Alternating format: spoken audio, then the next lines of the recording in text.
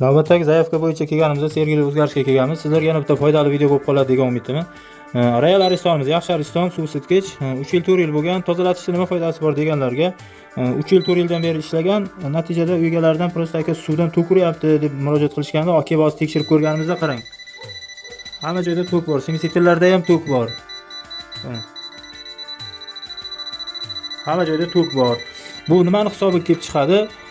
O'sha 3 yil 4 yil ishlayapti-ku deb tozalatilmaydi. Natijada tenda atrofidagi nakib tenda teshib qo'yadi va tokni suvga o'tkazishni boshlaydi. Suv orqali semisetillarga, korpuslarga mana shunday tok chiqarib qoladi. Qarang.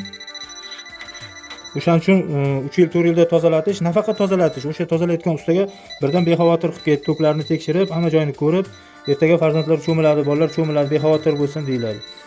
Keyin bunda oldin royallarda Uzo avtomat kabeli bilan chiqardi. Hozir bularda kabelsiz chiqaryapti. Uzo avtomat kabeli yo'qlar, Uzo avtomat kabel qo'ydirib olishda ham katta foydasi bor. Mana shunaqa zamikayna tok chiqarishlarini sezganda avtomat kabel tiq etib tashlab beradi. Mana Aristonimizni chiroyli qilib yangi tenlar qo'yib, italyanskiy ten qo'yib berdik, bitkazib berdik. Mana ichidan chiqqan musor va o'zini eski teni mana shu holda teshilib qolgan. 3 yilmi tozalatmasdan ishlatilgan, teshilib qolgan nakibni hisobiga. Toshkent bo'ylab turgan mana shunaqa Ariston, elektrический boiler, gazoviy kotyollar, duh kontur kotyollar xizmatlari kerak bo'lsa, yuqoridagi raqamlarga murojaat qilaverasizlar.